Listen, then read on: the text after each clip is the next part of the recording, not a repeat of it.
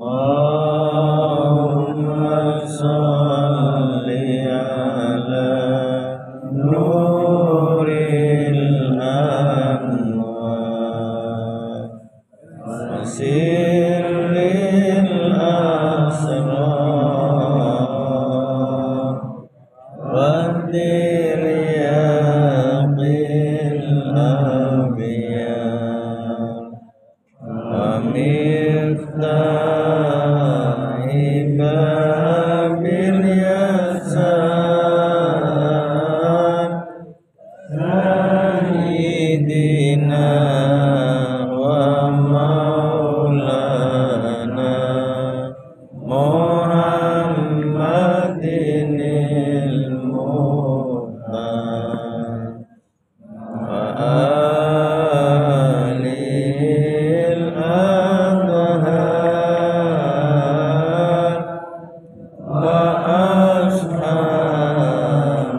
ashabihil akhyar adadani anillahi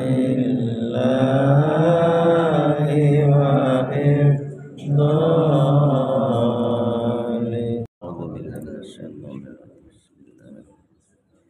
Alhamdulillah rabbil alamin. Iyyaka na'budu wa iyyaka nasta'in. Shiratal ladzina an'amta 'alaihim.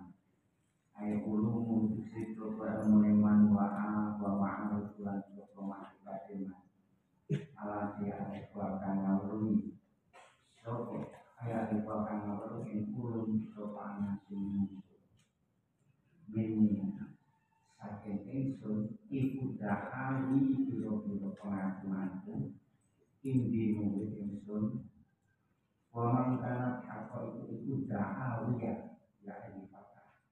Wah itu da'awiyah berlaku pengakuan inti mungkin sunnah kritikal dan insun itu pakai kamu kecil pakai pak itu kecil itu kembali waman kana akan pun orang da'awiyah berlaku pengakuan memang itu da'awiyah berlaku pengakuan. Ini itu tetap di dalam jauh mangkana apa itu berarti lima tapi makna takut kamu yang sini hukum. Bahwa anak bersatu ini kelakuan kuyakul jauh sekolah yang muslim. Anak itu suci jamil akwal yang dalam sekarang yang bertingkat. Iku mutasi tulung kaya kota kaya taksi di mana sampai komen nafsi saking awal yang suci. Wong tarot sin langkung kaya karo apa-apa yang romi lawan sakit. Wali salam orang itu tetap berdiri semua orang pun tidak. Tapi di dalam kota itu juga hal-hal amalan yang terjadi. Walau terjadi jauh itu rumah pada negara kota dalam min anal kamal nyata satu sempurna. Al-Masudah dan bangsa bila abdi rumah muson kurang Allah bikin atasnya nyata.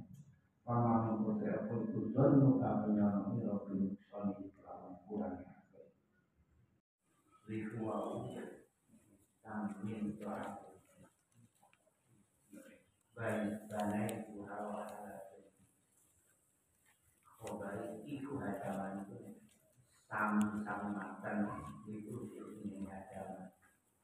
Saya kira jika terakhir ikut agama iman saya ada kami makan Bismillahirrahmanirrahim. Ilahi mangkana wahasinu masyaallah wa kaifala takunu masyaallah ini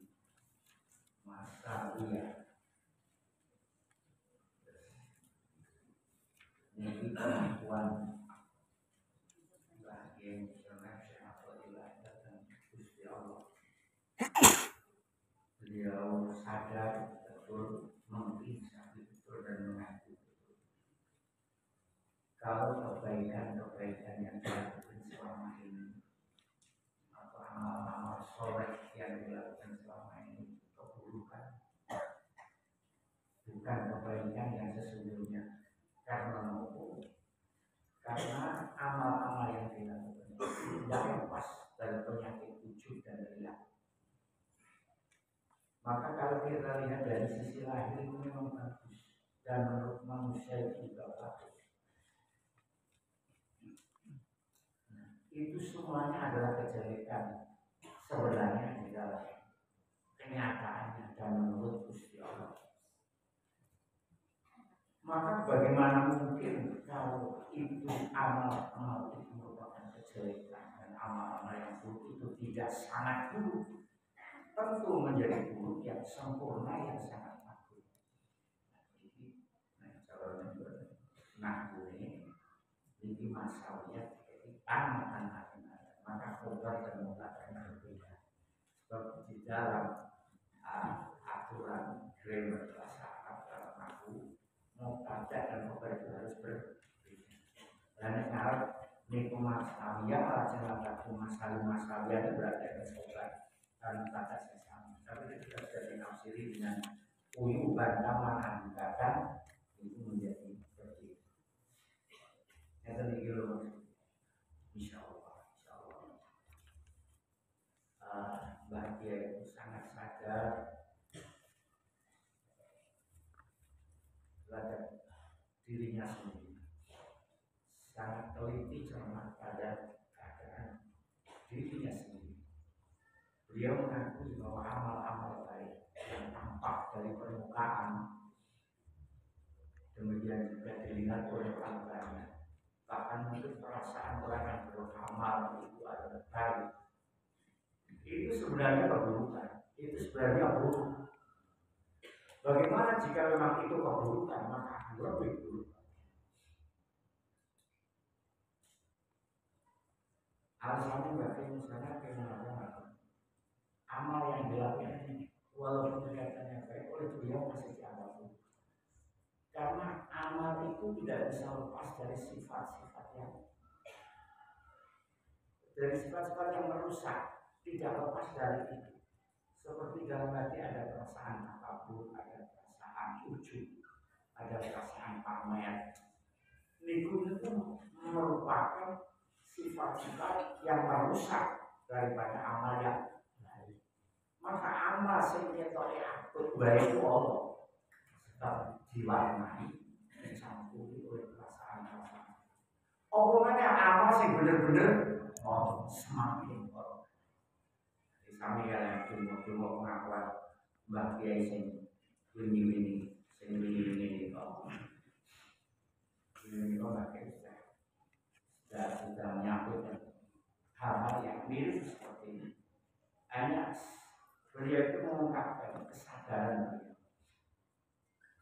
Kemudian kita timbang sebagai pelajaran dari Mbak Kiai, kita timbang pada diri kita sendiri.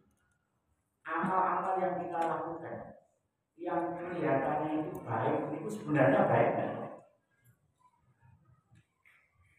Sebenarnya ini kemudian saya misalnya memberi petunjuk pada kita sebenarnya buat saya, kenapa buat saya?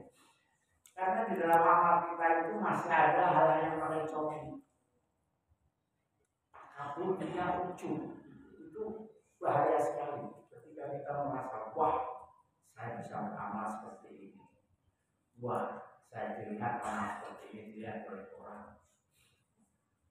Perasaan-perasaan itulah yang membuat amal baik kita kelihatannya itu sebenarnya jelek.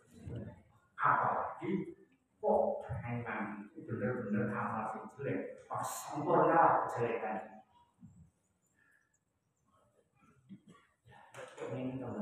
Ini bagi kita dari mulut sampai. Nek amal kita itu sebenarnya masih kurang, masih banyak cacat itu.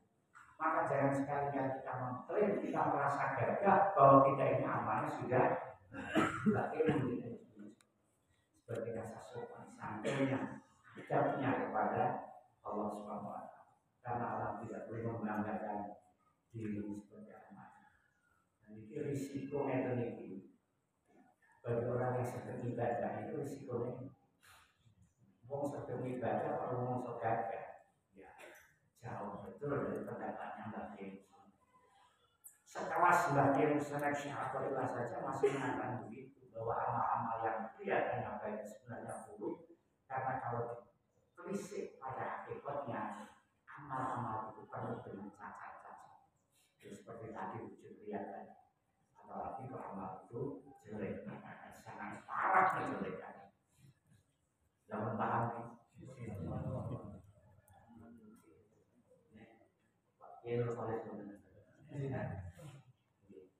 Jadi seperti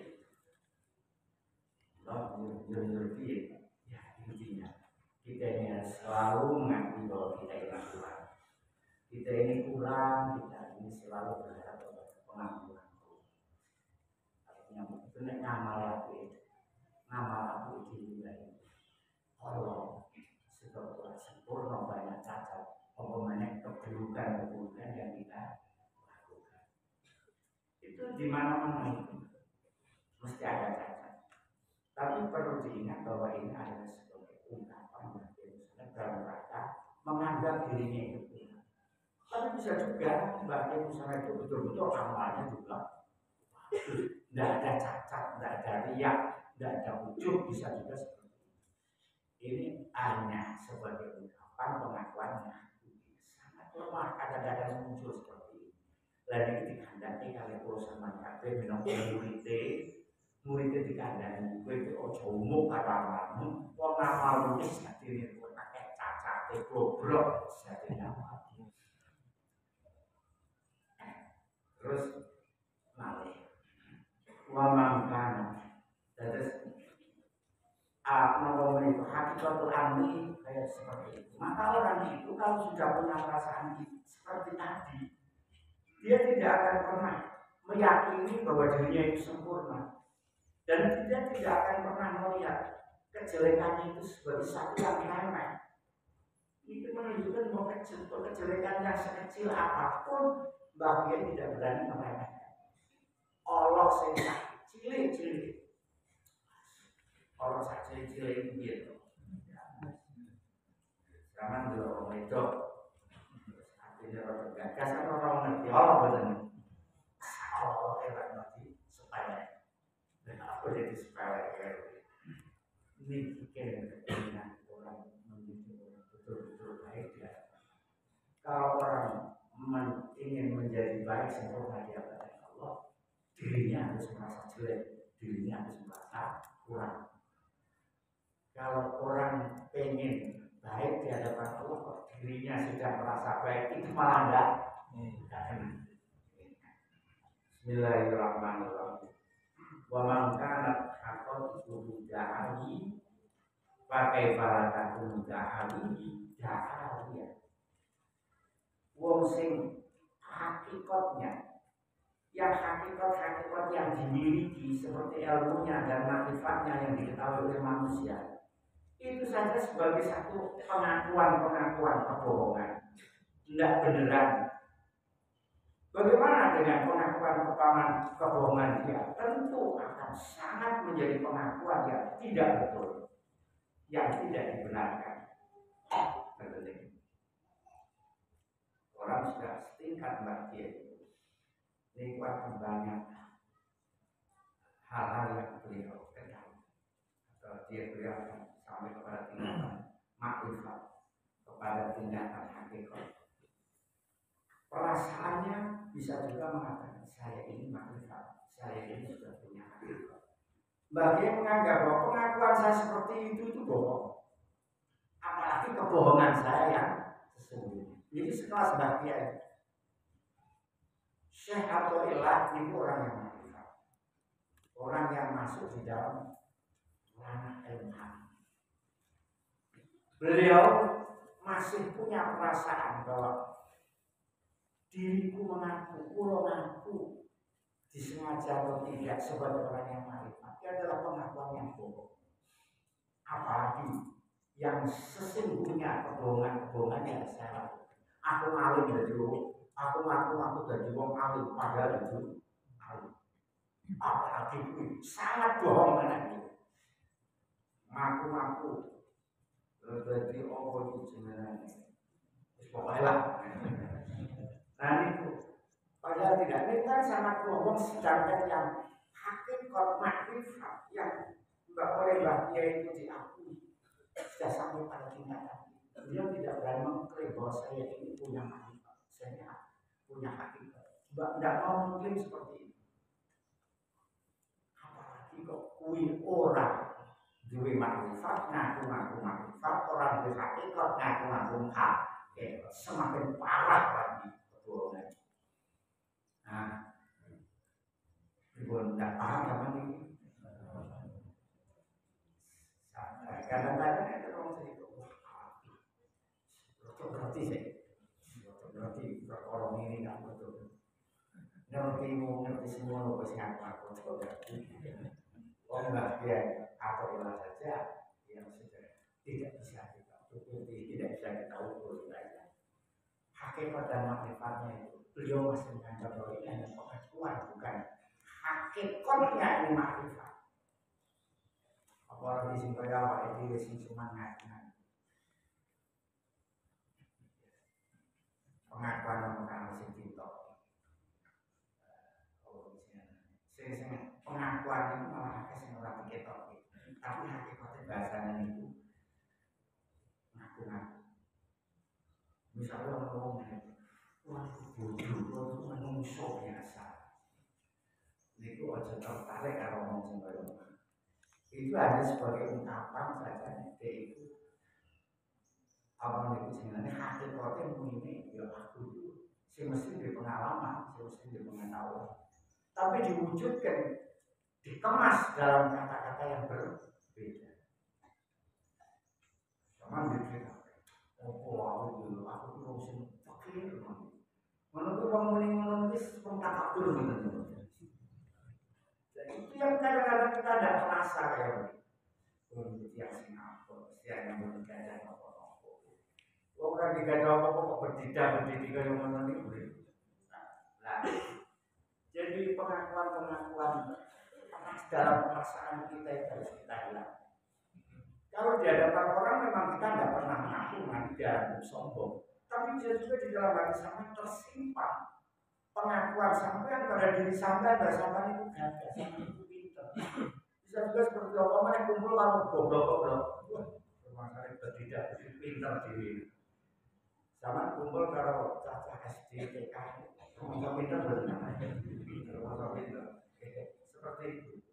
Jadi bagi di dalam hatinya itu makrifat dan hakikat yang sudah beliau ketahui. Dia menganggap memang dia orang yang makrifat, walaupun itu benar kenyataannya.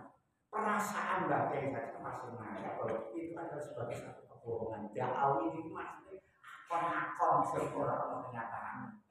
Oh, memang kalau betul-betul itu hanya pengakuan, tidak ada yang saya tahu persis tidak ada kenyataan. Aneh untuk koreksi diri kita harusnya peniru. Dan kesimpulan ini dua kiai mengakui bahwa sifat sempurna yang dinisbatkan kepada hamba itu sebenarnya hakikatnya kurang, hakikatnya itu adalah nuqsan. Sempurna yang dimiliki oleh manusia itu adalah kekurangan. Maka kalau sampai pengen sempurna, ya justru sangat sadar bahwa kita ini tidak sempurna. Pastinya harus begitu. Lalu kurna pemerintah kesempurnaan saja itu sebagai satu kekurangan, kesempurnaan yang kita miliki. Apalagi itu benar-benar kekurangan, ya lebih parah lagi. Sama di rasa pintar itu kurang. Omongnya sama mungkin rasa bodoh semakin sama itu kurang. Nek di hadapan Allah itu mesti harus kita sadari kita. Ini dikandani. Pulau dalam kepintaran pulau itu bodoh. Nopo mana bodoh pulau bener-bener bodoh. Ini kan enten tamat dalam kesugihan pulau mongso duwe niku mawon kere. Kalau mana bener-bener pulau kere. Karena kan kami itu artinya nek disebut bahwa semua yang diklaim oleh manusia sebagai sempurnaan sebenarnya adalah kekurangan. Intinya seperti itu. Dan merasakan kekurangan itu justru menjadi manusia yang sempurna. Jadi itu manusia yang sempurna itu justru manusia yang rumongso nek kurang. Nek ora sempurna itu maaf. Cuma paling beda dia. Dua itu betul itu pada ini. Kemudian ilahi hukmukan nafid wa masyiatukal qahira lam yatruka lidhi maqalin maqala wala lidhi halin hal. Sampai memaham keputusan apabila itu sudah Allah yang memutuskan itu pasti terlaksana. Itu hukmukan nafid. Jadi keputusan yang pasti terlaksana. Wa masyiatukal qahir dan kehendakmu yang pasti yang memaksa pasti harus terjadi. Jadi menghilangkan kesempatan orang yang pandai berkata dia tidak akan merasa bahwa perkataannya itu tepat benar. Orang-orang yang punya keistimewaan dia tidak akan tenang dengan keistimewaan yang dia miliki. Sebab kalau kita sudah berhadapan dengan masyiatillah al-qabilah wa hukmillah an-nafid itu semuanya akan hilang, tidak ada artinya apa. Kenapa masih ada al-qabilah? Karena masih ada insya Allah kita rasakan tidak enak, itu rasanya memaksa. Sebenarnya kita tidak mau tapi terpaksa harus kita lakukan karena itu sudah masih Allah, maka disifat Allah masih itu al-qabilah. Yang ini orang itu tidak boleh terpuji dengan kepandaiannya yang selalu dengan ucapannya yang selalu benar, dengan makrifatnya, dengan ilmunya. Sebab kalau kita sudah berhadapan dengan hukum Allah, ilmu makrifat kita, keistimewaan kita sudah akan hilang sama sekali. Sama dulu ceritanya para hamba Allah, orang yang Tuhan itu nembus tekan, bahkan orang muridnya itu kuat, Tuhan muanti banget. Kalau hukum Allah sudah datang pada dia, hukum nafid, hukum yang pasti lestari, dan kehendak Allah yang memaksa, bisa apa hamba Allah? Akhirnya menjadi kafir, menjadilah musyrik. Ya, demikian juga orang yang punya keistimewaan, punya karomah macam-macam. Kalau sudah tertekan hukum Gusti Allah, ini berarti nggak bisa apa, melaknat. Ini mau dikatakan itu orang-orang yang makrifat itu justru tidak pernah dia merasa tenang dengan apa yang diputuskan oleh Allah. Tidak akan pernah. Lalu membuat kita tenang dengan apa yang diputuskan Allah. Dia hanya akan merasa tenang dengan Allah, tidak dengan kebiasaan-kebiasaan Allah. Sebab kebiasaan-kebiasaan itu cepat berubah-ubah. Saya ini sesuk beri, saya ini bunyi, sesuk nangis. Saya waras cekakaan besok mata, saya istimewa, dipundi-pundi besok satu terkapar bisa seperti itu dalam soal jabatan, dalam soal ilmu misalnya. Nah, kadang-kadang nikilah hukum Allah yang seperti ini tidak pernah membuat kita kuat. Wong sing pinter ngomong yo ora jagat ngomong. Wong sing duwe kedikdayaan dihaleni samprati menawa yo ora senjata nanti sedetik daya apapun orang punya kelemahan, bahkan kelemahan sepele remote daun kelor anak-anak dan ini lah kata singkatan. Jadi semuanya ini dalam rentan dan diskat, maka tidak boleh dia meyakini sesuatu yang ia miliki, baik itu ilmunya maupun daya, sebab akan dilibas oleh hukum Allah yang tidak bisa dikendalikan, dia akan dilibas dengan masyiat Allah yang tidak bisa dikendalikan. Nah, paham ini dia mengajak kita supaya kita menjadi orang yang tawadhu anak asor, juga karena ilmu dan juga suci. Kita harus selalu berada di makom khauf. Makom itu sekalipun ibadah itu kencang. Ibadah simpel orang dilakoni kabeh. Yo sembahyang, yo maca Quran, yo akhlak api. Sampai nunggalan terus betah kabeh, sabar kabeh. Tapi tetap harus punya rasa. Sebab ini kalau datang masih Allah sama kita orang api. Nah, kalau ujungnya itu api, ngalah yo itu tiba-tiba sama emosi datang hukum Allah sama macam-macam berat tiga bulan itu sakit. Paham bener nih, gue ya.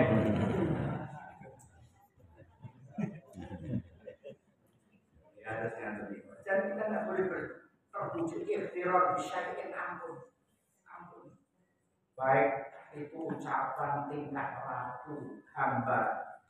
Sebab itu nanti akan hilang dengan hukum Allah inilah. Kalau kita nggak boleh mengkultuskan orang lain, tidak boleh mengkultuskan orang lain yang berlebih-lebihan, siapapun. Hatta kepada Rasulullah itu ada batasan sebagai Rasul.